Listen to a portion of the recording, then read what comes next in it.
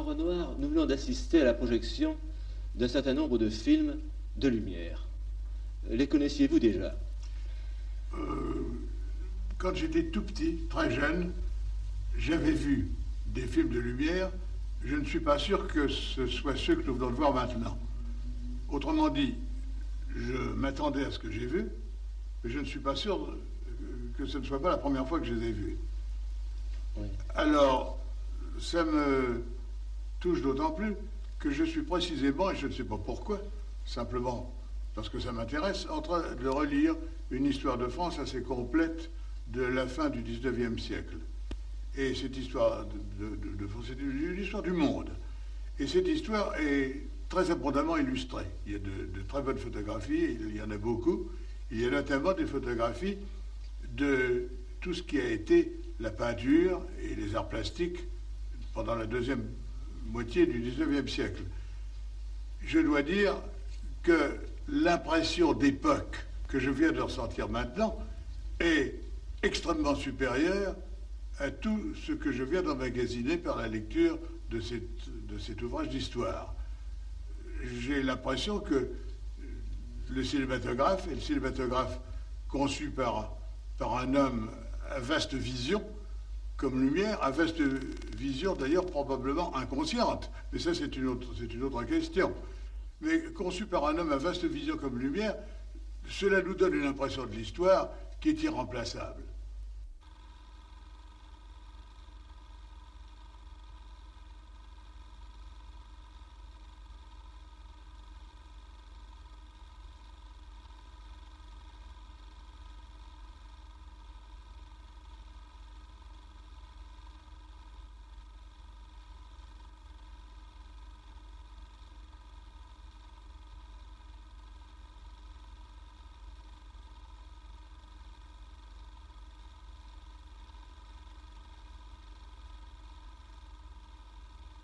En somme, vous rejoignez le point de vue des contemporains de Lumière qui pensaient que le cinéma était avant tout un instrument de reproduction, de transmission, de mise en conserve, si on peut dire. Non, je crois que ça va... Dans mon idée, je vais beaucoup plus loin que cela. Il faut que je vous dise que moi aussi, je suis presque né avec le cinématographe. Je suis né en 1894 et Louis Lumière a construit sa première machine à enregistrer des images mobiles en 1895. Par conséquent, je suis en somme né avec le cinématographe. J'ai très bien compris, dès le départ, ce que ça allait être. Je m'en rappellerai toujours, j'avais 7 ou 8 ans et j'allais dans une école. Et dans cette école, une école religieuse, une école catholique. Et le supérieur de cette école, le dimanche, nous faisait faire une projection cinématographique. Et je me rappellerai toujours d'un certain Otto Mimboul. Otto Mimboul était un comique. Il avait une auto qui ne partait jamais. Quand elle partait, elle faisait des explosions. Et puis il avait une peau de bique qui avait été passée à l'amidon, de sorte qu'on aurait dit un hérisson. Et c'était extrêmement drôle. Nous rions beaucoup, mais personnellement, j'étais saisi. J'étais très impressionné. J'avais vraiment la conviction que je me trouvais en présence d'un grand changement dans l'histoire de la transmission de la pensée humaine. Donc, je n'ai jamais pensé que le cinématographe était limité à une mise en boîte des événements présents pour le futur. Je crois que ça va plus loin que ça.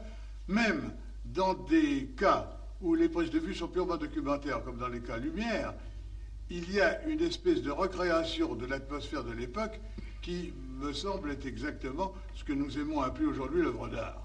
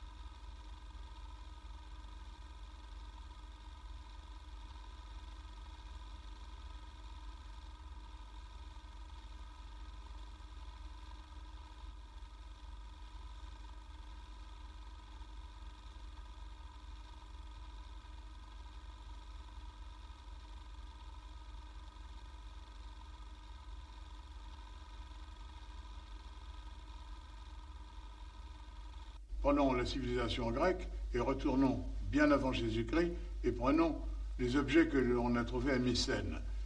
Ils sont tous magnifiques, géniaux. Or, on ne me fera pas croire que le moindre potier de Mycène était un génie. Il y avait probablement là-dedans des maladroits, des adroits, des imbéciles et des gens intelligents. Or, tous leurs produits sont extraordinaires. Prenons aussi une chose qui nous touche plus, les premiers films. Enfin, lorsque l'on voit les premiers films muets dans l'histoire du cinéma, presque tous sont extraordinaires. Presque tous sont... enfin, on a envie d'employer le mot génie lorsqu'on les regarde. On ne me fera pas avaler que tous les metteurs en scène et tous les auteurs de ces films étaient des génies. Non, je crois simplement qu'ils étaient aidés par le fait que la technique était encore difficile.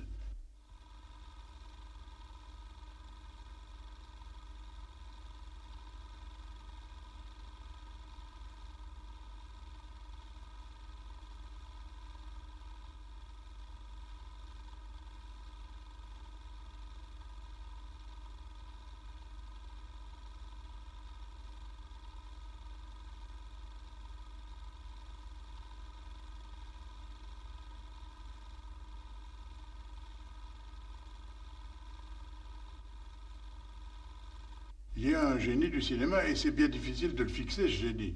Il y a beaucoup de définitions. Moi, je sais que personnellement, je me réveille tous les matins avec une définition différente. Et tantôt, je me dis que c'est simplement un extraordinaire représentant de la vie de notre époque. De temps en temps, je pense au contraire que c'est un moyen d'exprimer ce que nous avons dans notre imagination. En réalité, je crois que le cinéma, c'est un peu tout. Oui, vous avez très bien défini les deux tendances possibles du cinéma. La tendance lumière, qui serait précisément la manière d'exprimer notre époque, et la tendance du cinéma art de fiction, qui serait au contraire d'exprimer nos sentiments et ce que nous avons en nous-mêmes. Oui, mais ce qui me semble intéressant, c'est que la tendance lumière est toute motivée qu'elle est par le simple désir de reproduire la réalité, n'en est pas moins une porte ouverte à l'imagination la plus débridée. Je trouve qu'il y a plus de fantaisie dans certaines des vues que nous venons de voir sur l'écran que dans certains tableaux qui prétendent, eux, être pleins de fantaisie. Je trouve qu'il y a dans ces vues de lumière quelque chose qui me rappelle un peu ce qu'en peinture a le douanier Rousseau. C'est-à-dire un désir très sincère de copier la réalité sans rien y ajouter, sans rien en trancher, mais en réalité, le résultat est la création d'un monde qui existe en réalité, mais qui existe aussi, et a peut-être une puissance supérieure, dans l'imagination du douanier Rousseau, ou dans l'imagination des opérateurs qui allaient filmer le tsar à Saint-Pétersbourg, ou le pape à Rome. Et pourtant, dans ces films, il n'y a aucun des éléments de ce qu'on a l'habitude d'appeler le langage cinématographique. Certainement pas. Mais est-ce que le langage cinématographique n'est pas une invention commode pour expliquer nos désirs et nos rêves? Oui, il n'y a pas de choix, par exemple, du cadre, de gros plans ou de plans éloignés. Tout est fait du même point de vue. Alors, qu'en savons-nous? Je ne suis pas de votre avis. Hein.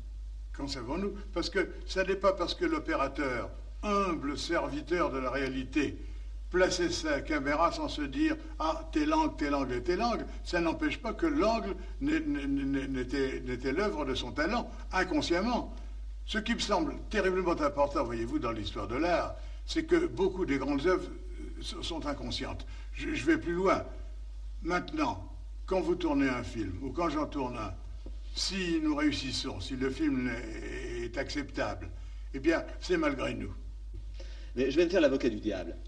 Quand j'étais petit, je lisais Le Sapeur Camembert de Christophe. Et à la fin du Sapeur Camembert, il y a une histoire en image, une bande dessinée, qui s'appelle L'arroseur arrosé. Je ne sais pas si elle est antérieure ou postérieure à Lumière, enfin peu importe.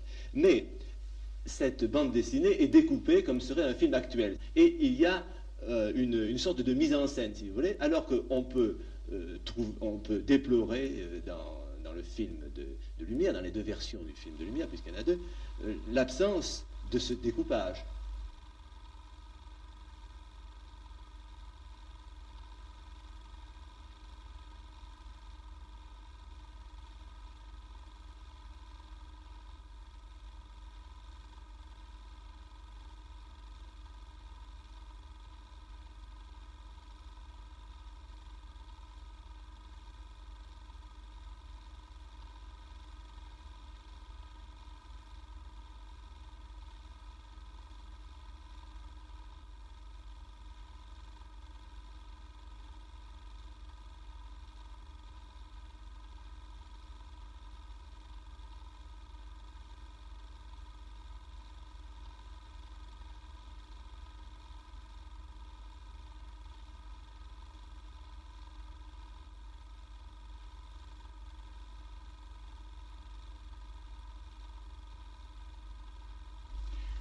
Oui, personnellement, ça ne me gêne pas. L'absence de ce découpage ne me gêne pas du tout. C'est simplement le résultat de la soumission, disons, de l'artiste au fait, aux circonstances. L'arroseur arrosé de lumière avait à être en un plan parce qu'à ce moment-là, c'était très incommode de changer l'appareil, de reprendre un plan, et on n'avait pas l'idée de couper et de dire nous repartirons de tel point pour continuer l'histoire. Tandis que dans la bande dessinée, mon Dieu, c'était techniquement plus facile puisqu'il suffisait d'une plume ou d'un crayon et d'un bout de papier pour le réaliser. Mais je crois que c'est... alors là, je serais en faveur de la version lumière, parce que la technique étant plus difficile et donnant moins de facilité, il est obligé de composer plus. Il est moins libre. La liberté en art, c'est très dangereux. Oui, mais enfin, le cinéma a connu son développement et son histoire tout de même à partir du moment où on a découvert que le gros plan était plus expressif que le plan en général, ou du moins signifiait autre chose, et on a pensé que le cinéma était un art de la succession des plans, malgré tout. Oui, bien sûr, parce que le monde évolue, le monde vieillit. Nous sommes en train d'avoir une très agréable conversation depuis à peu près un quart d'heure. Ben, nous ne sommes pas les mêmes, ni vous ni moi, que nous l'étions il y a un quart d'heure. Je viens d'apprendre des tas de choses sur vous et vous venez d'apprendre des tas de choses sur moi. Nous le connaissons beaucoup mieux. La Terre a tourné et le monde a avancé. Et bien c'est la même chose, n'est-ce pas? C'est la même chose dans tous les domaines. Il est impossible de concevoir un film aujourd'hui avec la technique de M. Lumière. Louis Lumière avait une technique qui... Le monde est un, je m'excuse de le répéter, et sa technique correspondait à l'autobus à chevaux, aux dames en jupe longue et au corset. Je vois Henri Langlois qui a bondi de ce que j'ai posé à Jean Renoir, à ce que j'ai affirmé devant Jean Renoir, qu'il n'y avait pas de mise en scène chez Louis Lumière. Je pense que c'est simplement une illusion. Une illusion qui vient du fait que le film actuellement a 1500 mètres, 300 mètres, 250 mètres, donc on colle bout à bout des morceaux. Le problème, à la découverte du cinéma, on avait X mètres, pas plus. Il fallait donc, en X mètres, composer quelque chose. Quand on regarde très attentivement les films Lumière, ça a l'air très spontané, on a posé la caméra dans la rue, c'est la rue qui passe, et si c'est très savant, si ça bouleverse, on se dit c'est le hasard. Or, ce n'est pas le hasard, parce que vous avez par exemple des prises de lumière qui sont évidentes.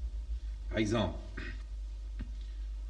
quand vous voyez par exemple dans un film de Louis Lumière, comme par hasard, il y a une question de chronomètre. Vous avez un film, il dure tant, puisque le plan dure tant. Bon, comme par hasard, ça commence avec un tramway qui entre dans l'image, à droite, puis il y a tout un mouvement, puis ça s'achève par un tramway qui entre dans l'image, à gauche. Vous croyez que c'est un hasard? Pas du tout un hasard. Ils ont repéré, ils ont vu pendant un certain temps comment ça se passait, ils ont choisi le meilleur angle de prise de vue, et ils ont réussi la chose la plus extraordinaire, la chose qu'on a oubliée, c'est que dans ces quelques secondes, ils ont réussi à mettre dans une image, sans changer la place de la caméra, le maximum de plans. Vous avez des gros plans, vous avez des plans rapprochés, vous avez des plans américains, vous avez des plans d'ensemble, et vous avez un mouvement qui unit tout ça. Et ce n'est pas le hasard, c'est la science.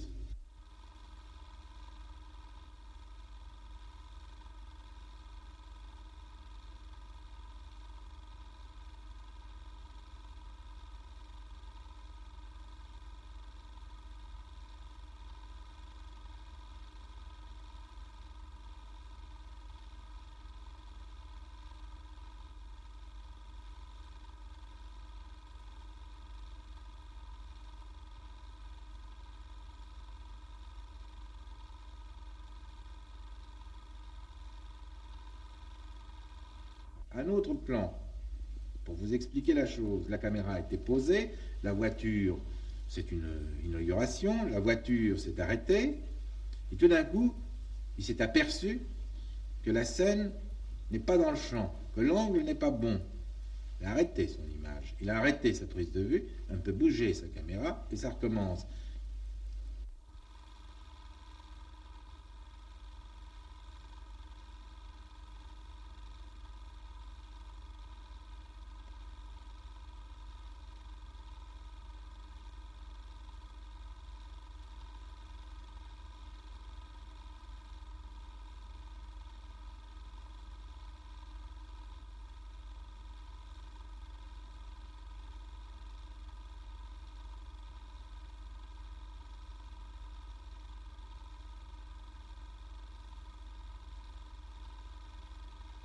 Vous comprenez? Bon. Maintenant, dans le fond, et c'est ça la grande différence entre lumière et le reste. Vous avez parlé d'histoire. Il n'y a rien de plus ennuyeux que les inaugurations de monuments, les rois, les reines, etc. La grande chose des films lumière, c'est que ce n'est pas l'histoire qui l'a montré, c'est la vie.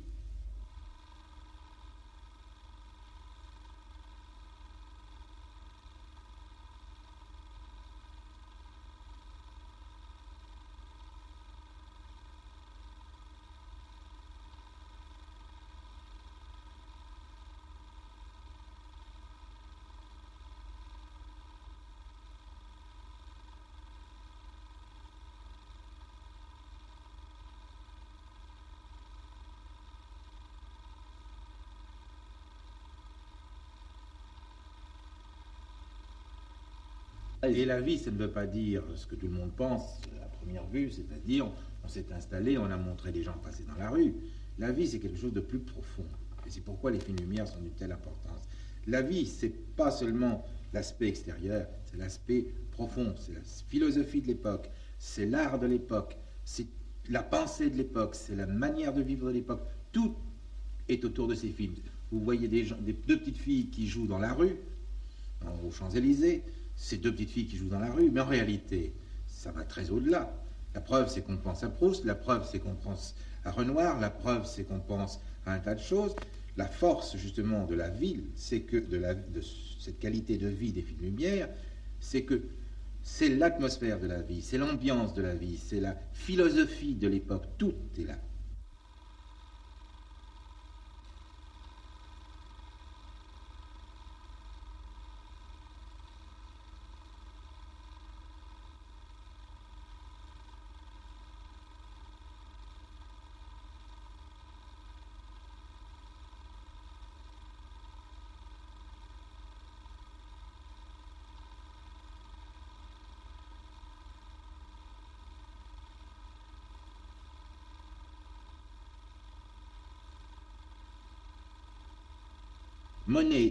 Monet a tourné la gare Saint-Lazare, eh bien, la gare Saint-Lazare, il y a une espèce de transmission des pouvoirs de la peinture, de l'art plastique, si vous voulez, de l'art plastique fait par la peinture à l'art plastique cinématographique, de l'art plastique photographique à l'art plastique cinématographique. La gare Saint-Lazare de Monet devient l'entrée en gare de Cézanne, de Louis Lumière. Et à partir de ce moment-là, il n'y a plus besoin de tourner, de faire des entrées de gare. Toute l'évolution de l'art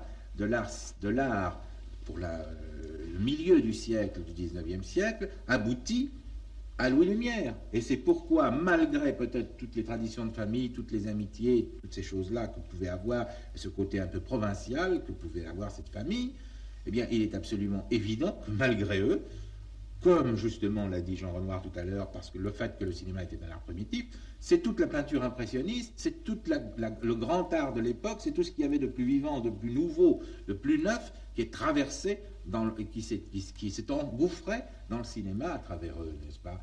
Et c'est ça qui fait aussi cette valeur de vie. Oui, mais ce qu'on admire dans le tableau de la gare Saint-Lazare de Monet, et ce qu'ont admiré les premiers spectateurs du train en gare de La Ciotat, ce n'est pas du tout la même chose. Ce qui a intéressé et même bouleversé les spectateurs du film de Lumière, c'est le fait qu'ils croyaient que le train allait foncer sur eux.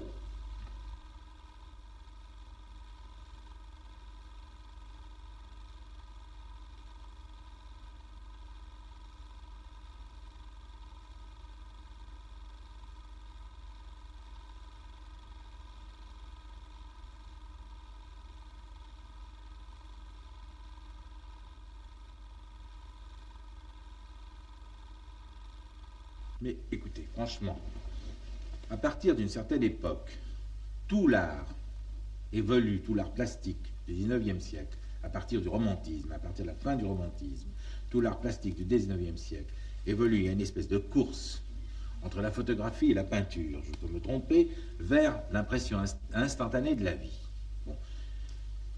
Qu'est-ce que c'est que l'impressionnisme, sinon l'impondérable de la vie qui est passé sur les toiles, indépendamment de la valeur, si vous voulez, de la matière, mais ce qu'ils ont cherché au point de vue spirituel, ça a été de faire passer sur leur toile l'impondérable de la vie.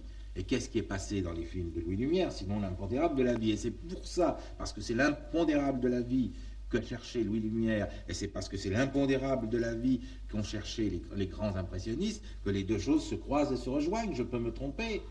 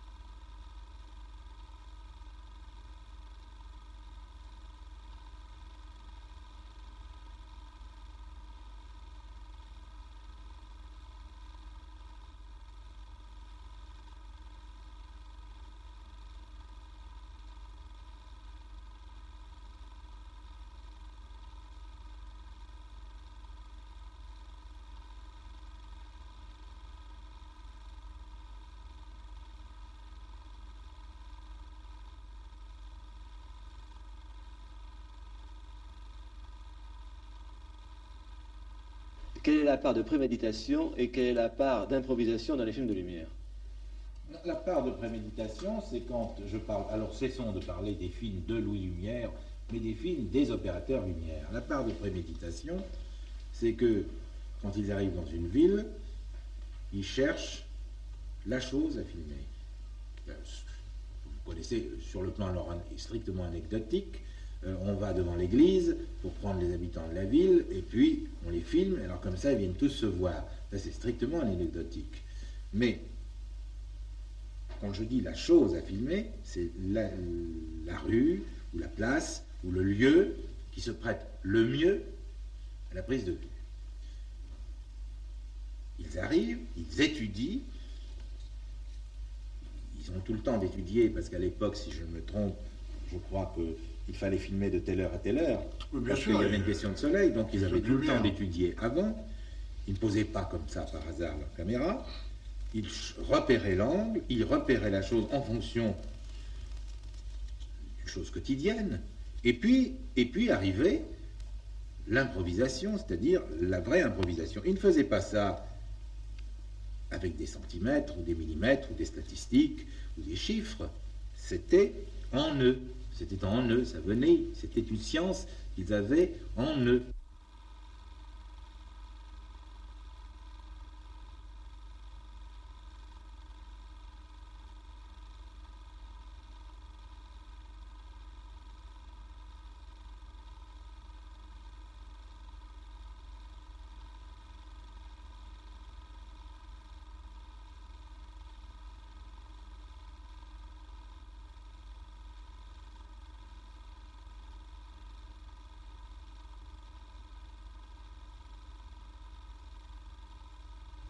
Quand un peintre exprime, peint par exemple, ou un littérateur décrit une société, il décrit la société qui n'est pas. Il décrit la société imaginaire. Il décrit la société telle qu'elle se voit, mais telle qu'elle se voit elle-même, n'est-ce pas? Mais il ne décrit pas la société telle qu'elle est. Et c'est ça la force du cinéma, c'est que pour la première fois, on voit la société telle qu'elle est, parce qu'il n'y a pas de trichage possible, il n'y a pas de transposition. Bien sûr, comme je vous l'ai dit, il y a l'ambiance générale qui fait que sur le plan artistique, c'est superbe, mais vous avez dans ces films de Louis Lumière un tas d'observations absolument extraordinaires. C'est comme si tout d'un coup vous étiez dans la machine à explorer le temps, vous partiez du XXe siècle, vous arriviez dans le XIXe, et tout d'un coup vous voyez la réalité.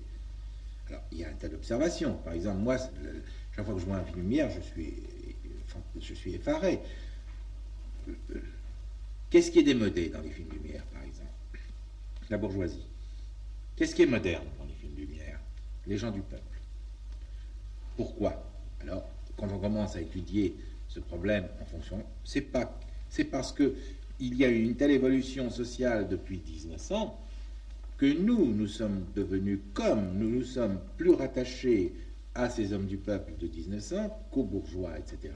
C'est 1000 petits détails.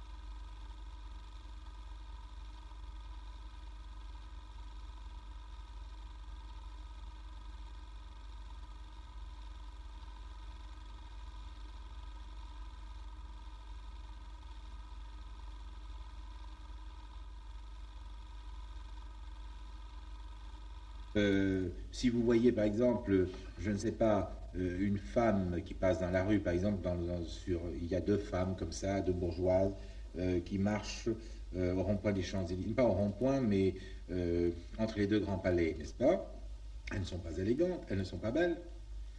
Si peintes par un peintre de l'époque, il les voit telles que la mode de l'époque voulait les voir, avec les yeux de l'époque, alors tout d'un coup, le costume prend imaginairement la forme que l'époque voulait avoir, n'est-ce pas?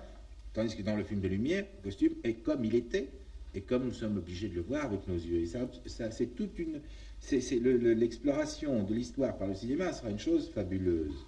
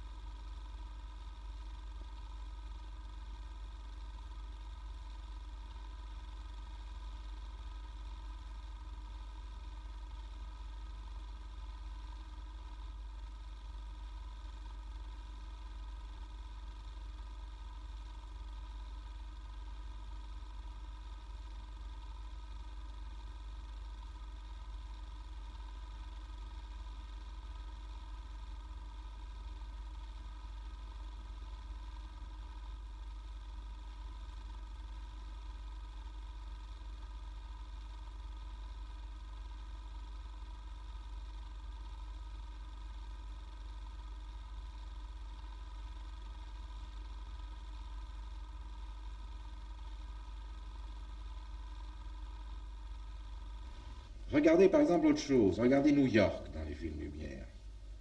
Quel rapport ce New York des films lumière a avec le New York des grands films sur les 90s américains? En réalité, le New York réel, c'est ce monde d'affaires, ce monde comment dirais-je, que vous voyez dans le film lumière, où vraiment les gens ne sont ni beaux ni laids, c'est surtout des tramways, des gens courent.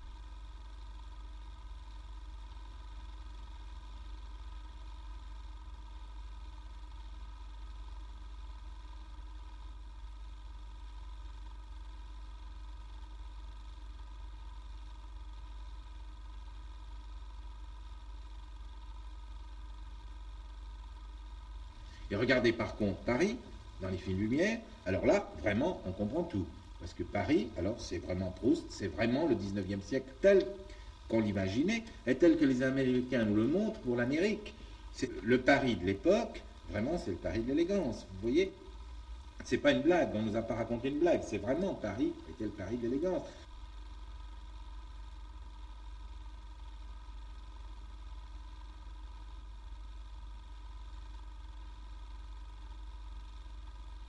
Vous voyez un plan allemand, par exemple, des plans qui se passent en Allemagne, tout d'un coup, toute la puissance de l'Allemagne transparaît à travers ce plan. Tout d'un coup, vous découvrez que l'Empire allemand de Guillaume II, c'était quelque chose qui était déjà dans le XXe siècle. Alors que nous étions la fleur du XIXe siècle. 1000 petites observations comme ça.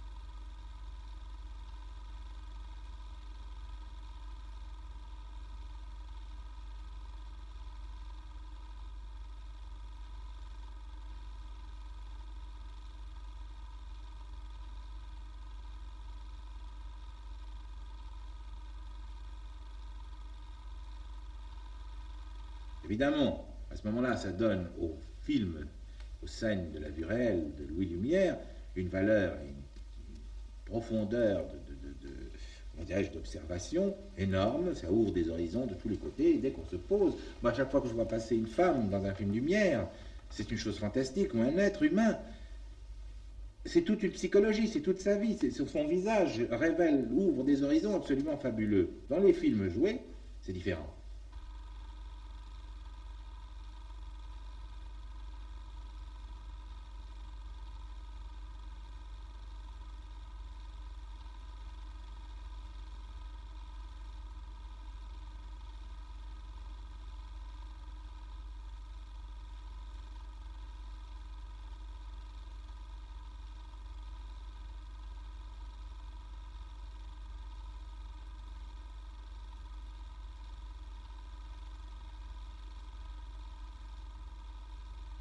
Il est évident que les petites scènes jouées semblent jouer avec une grande naïveté.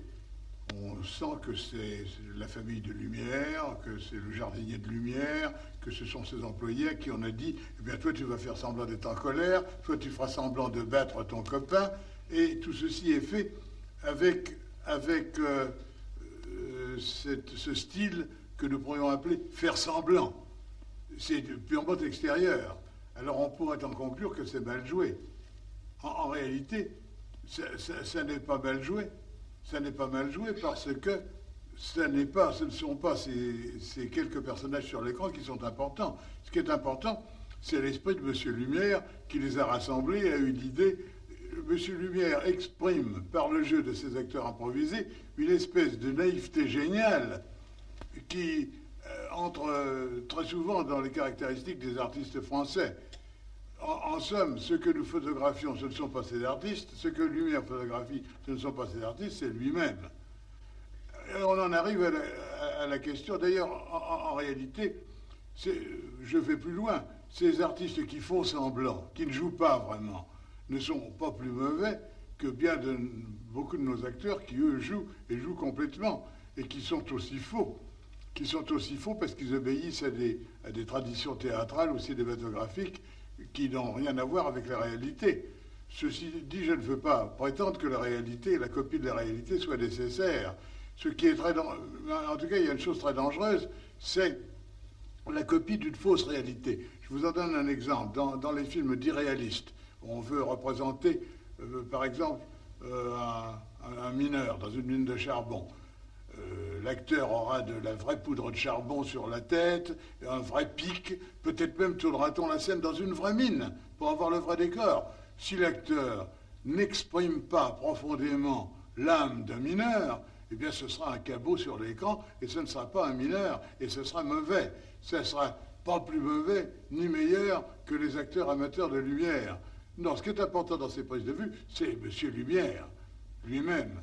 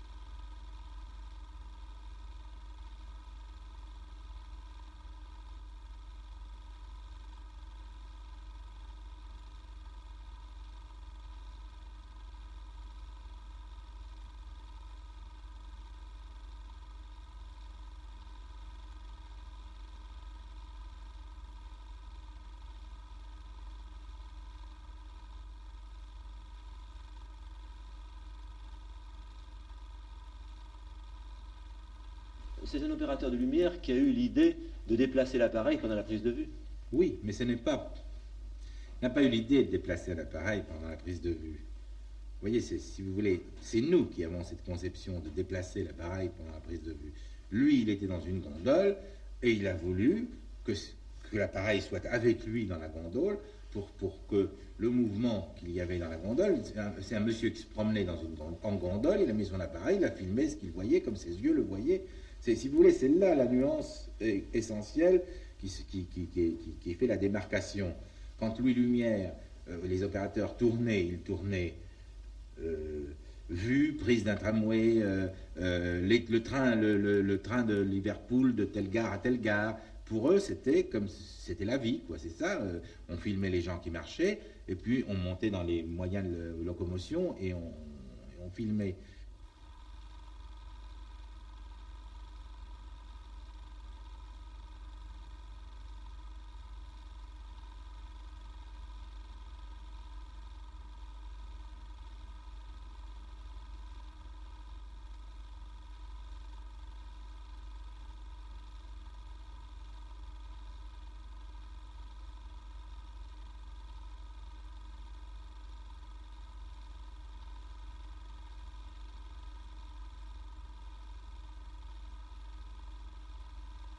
Parce qu'aujourd'hui, quand on a découvert au mesure des tirages que Louis Lumière, qu'en 1900, tous les travelling existaient, tous les mouvements de caméra existaient, que les gens comme Fritz Lang, par exemple, ont dit que s'ils avaient vu ces films en 1920, ils auraient gagné 20 ans de leur existence, comment se fait-il qu'aucune histoire du cinéma, aucune personne vivante à l'époque n'ait jamais dit que le travelling a été inventé par Louis Lumière, que le panoramique a été inventé par Louis Lumière, que la caméra mobile a été inventée par ses opérateurs.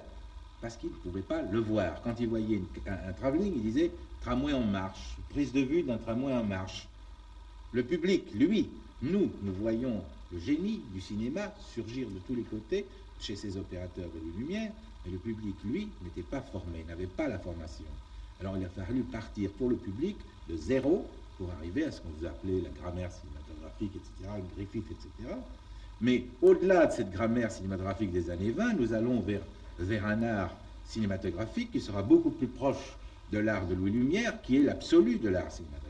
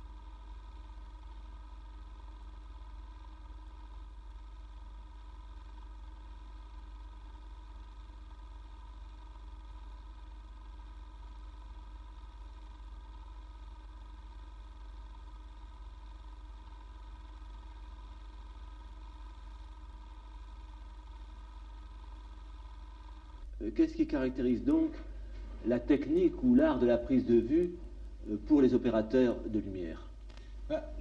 Technique, art de la prise de vue, franchement, moi je ne sais jamais rien, moi j'ai des impressions. La chose essentielle qui sort pour moi des prises de vue de lumière, c'est justement la lumière. C'est la qualité de la lumière, la légèreté de la lumière, le côté ensoleillé des films de Louis Lumière. Et en profondeur, n'est-ce pas? Il y a des plans, c'est du relief, ce n'est pas une surface. Dans les films français, par exemple, de Feuillade, qui sont des compositions absolument admirables, il y a bien sûr la profondeur de champ, puisque la profondeur de champ a toujours existé avant 14. Mais c'est une surface.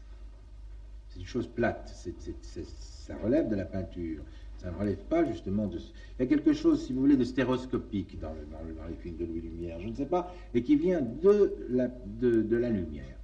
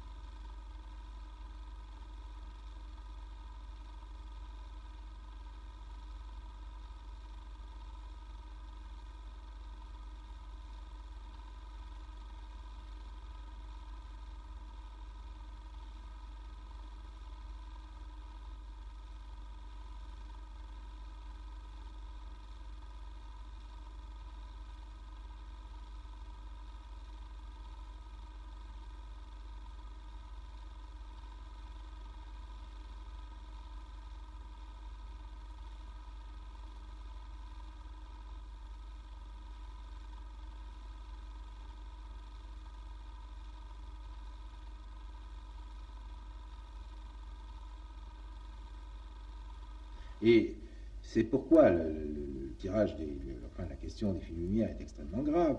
Parce que, par exemple, il y a des années, on me demandait 2000 francs du mètre pour tirer un film lumière, là, le truc. Alors, on pensait que c'était facile. Il y a eu, grâce à quelques films, par exemple, grâce à ce siècle à 50 ans de Madame Tual, il y a eu une prise de vue ou deux de Lumière tirée à la Trucca. Il y a eu quelques prises de vue tirées à la Trucca. C'était intéressant, c'était, si vous voulez, il y avait le trait, il y avait la chose. Enfin, c'était quoi? C'était une image. En 1953, j'ai dû faire une rétrospective à Venise. J'avais connu un inventeur du relief qui était dans une misère. C'était Bernard Palissy, il avait vendu jusqu'à ses meubles, il était dans une situation épouvantable. Il avait découvert un procédé, c'était le moment où il y avait le relief, vous savez, où on se demandait, c'était au cinémascope au relief, et on se demandait si tout d'un coup, l'avènement du relief, comme l'avènement du parlant, n'allait pas rejeter tous les films français antérieurs dans le passé, c'est-à-dire comme ça s'est passé à la fin du muet. Et cet homme m'a montré comment, enfin, c'est pas un truc très simple, qui n'est pas une invention extraordinaire du tout, l'application d'un vieux principe. J'ai vu les films muets en relief. Chez lui, j'ai vu les films français en relief, évidemment, avec des lunettes, comme selon un procédé stéréoscopique. Alors, c'était toute la sauvetage du cinéma. Si le relief avait été déclenché, en tout cas, ça permettait de montrer en relief tous les anciens films. Bon. Et il s'est offert de me tirer les films Lumière. Je lui ai donné les bandes, il avait une cuisine, et dans sa cuisine, il m'a demandé les livres que nous avions à la bibliothèque, des masses de livres techniques qui venaient de la collection de Nadar ou même de Lumière, et il a commencé à développer les films Lumière avec les procédés de l'époque, c'est-à-dire avec les bains de l'époque, avec la lenteur de bains de l'époque. Et quand on approche les films Lumière à Venise, alors ils étaient méconnaissables, c'était le soleil, ils étaient aussi raffinés que les plus raffinés des films, n'est-ce pas, de notre époque. Mais on n'a jamais pu, par exemple, les contre-typer. Chaque fois qu'on contre-type un film Lumière, il y a une déperdition de lumière, parce que c'est un impondérable. C'est une chose impondérable, qui tient à je ne sais pas quoi, mais qui est impondérable. On n'a jamais pu... Il y a une déperdition. Alors, c'est là, si vous voulez, le problème qui se pose dans la conservation et la sauvegarde de l'art cinématographique, c'est que vous comprenez, l'art cinématographique est une chose plastique, c'est un art plastique. On oublie toujours que c'est un art plastique. Et sous prétexte qu'il y a le son, oui, d'accord, mais c'est un art, c'est pas un art dramatique, c'est essentiellement un art plastique.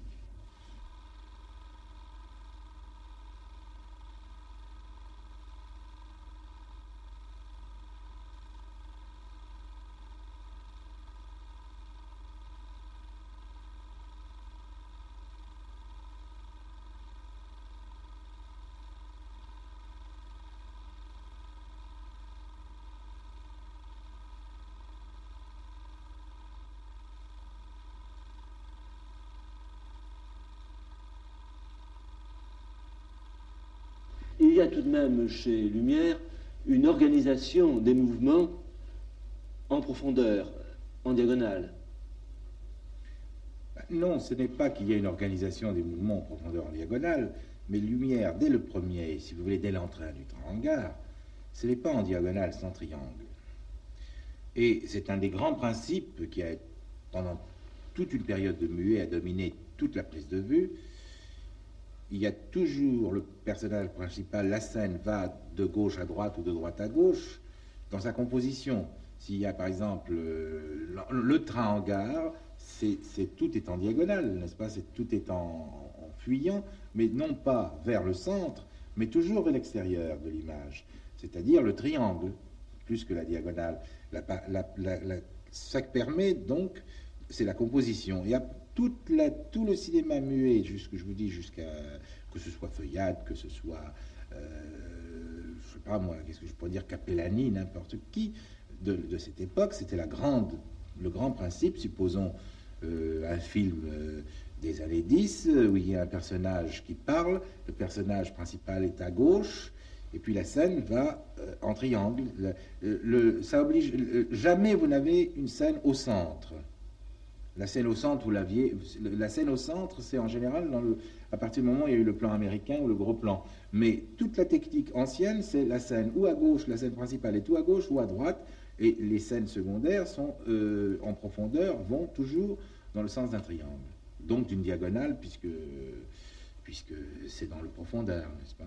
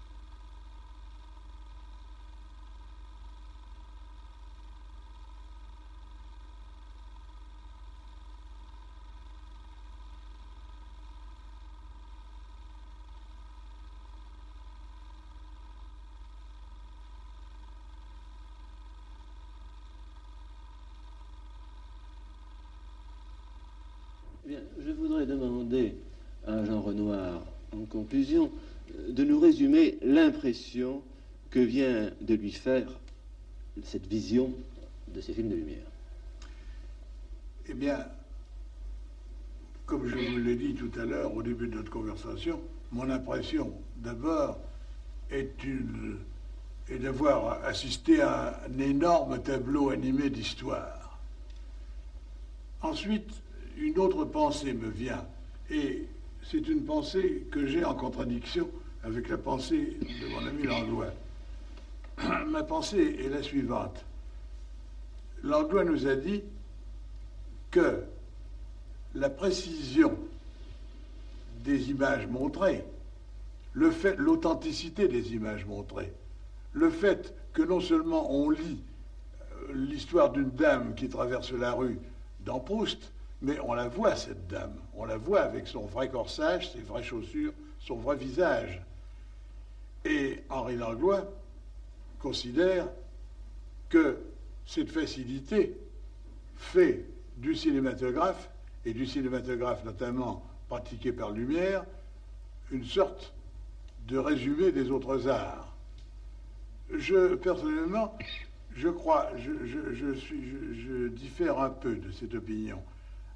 À mon avis, le cinématographe est un art en soi et pas un résumé d'autres arts.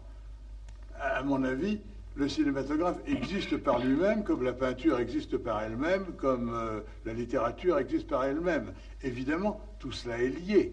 Comme je le répète constamment, et je m'excuse de me répéter, le monde est un. À plus forte raison, le monde de Lumière est un. Le monde de Louis Lumière est un. Ce qui me fait dire que indéniablement, les prises de vue de Lumière ont une haute valeur spirituelle, c'est, et je crois que ça n'était pas l'idée de Langlois, c'est que précisément elle laisse, contrairement à ce qu'on pourrait croire, toute liberté à l'interprétation. Je trouve que devant ces prises de vue, je suis libre d'imaginer presque ce que je veux. Je peux imaginer l'histoire de cette femme, je peux imaginer la fatigue de ses chevaux, même s'ils ne sont pas fatigués, je peux terminer l'histoire. À mon avis, il n'y a œuvre d'art que si le public collabore.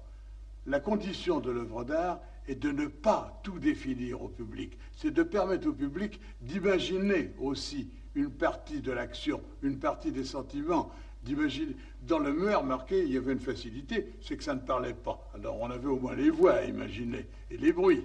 Mais je trouve que ce qui est grand, peut-être ce qui est le plus grand, pour moi, à mon sens, dans l'œuvre de Lumière, c'est que les résultats de cette œuvre ouvrent la porte à notre imagination et nous permettent d'inventer une partie de ce que nous voyons ou ne voyons pas sur l'écran. Mais cette collaboration du public à l'œuvre d'art, elle est plus importante au cinéma ou dans les autres arts?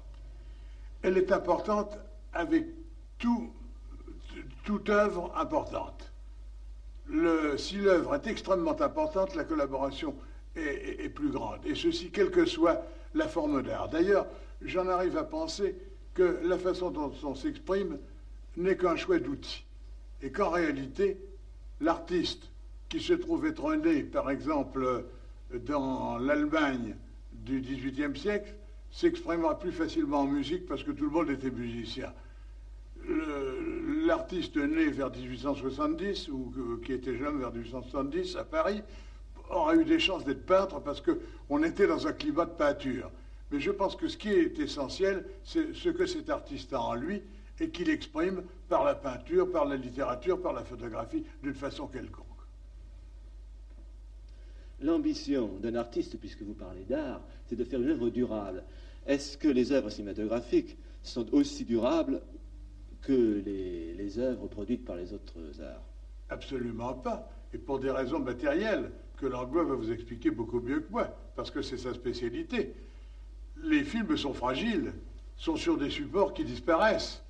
Et les films, c'est pour ça qu'il faut une cinémathèque, qu'il faut des cinémathèques. Un livre, il y a toujours un peu de chance pour qu'un exemplaire se retrouve un jour dans une bibliothèque perdue de province. Et hop, ça repart. La peinture, la même chose. On avait oublié M. Vermeer. On l'a redécouvert. Des toiles, ça ne s'abîme pas tellement, c'est assez solide. Le film est fragile. Et je le répète, c'est pourquoi je suis un enthousiaste de la cinémathèque. Parce que la cinémathèque nous donne quelques chances de conserver des films. Langlois nous a permis de redécouvrir Lumière. Oui, mais enfin, je vais vous dire, parce qu'il faut voir les choses franchement. Quand en 1935, on a voulu fonder la Cinémathèque, on nous a dit à quoi bon les films Lumière, par exemple, tournés en 1895, dans quelques mois, ils seront morts. La pellicule se désagrégera, ils seront morts. Nous sommes en 1968, les films Lumière existent, on a fait les tirages que vous connaissez, et je n'ai aucune raison de mettre en doute que les films Lumière n'existent pas, n'existeront pas dans 10 ans. Il y a peut-être des accidents qui peuvent arriver. En réalité, il y a deux choses. Jamais on ne s'est préoccupé de la conservation des films. Les gens qui s'en sont préoccupés, on s'est occupé de sauver des films. On ne s'est jamais occupé à conserver des films.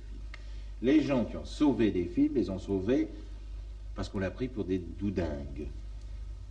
Ils ont sauvé le cinéma muet à une époque où le cinéma muet, on se demandait pourquoi ces gens-là sauvaient le cinéma muet. Aujourd'hui, tout le monde sait que le cinéma muet existe. Personne n'a réellement étudié le problème de la conservation des films. Quand je dis personne, je ne parle pas des gens qui ont le désir de les sauver, le désir de les conserver, et qui, mon Dieu, comme les bonnes femmes de ménage, ont essayé de les sauver dans les meilleures conditions et de les conserver dans les meilleures conditions. Je parle des savants. Il y a des plaquettes publiées par la maison Kodak, ou par je ne sais qui, ou par je ne sais quoi. Mais en réalité, c'est comment conserver la pellicule vierge.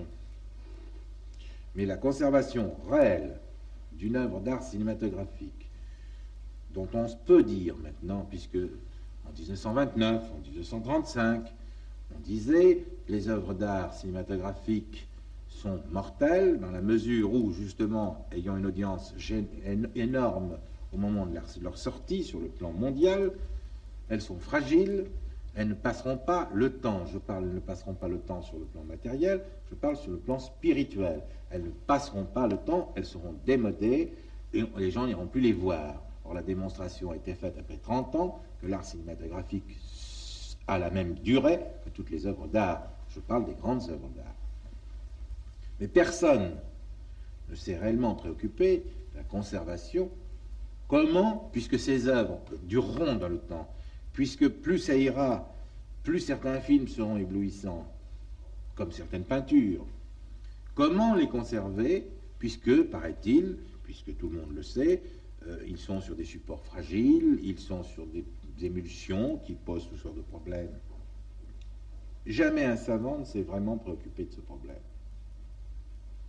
Jamais un grand chimiste ne s'est préoccupé de ce problème.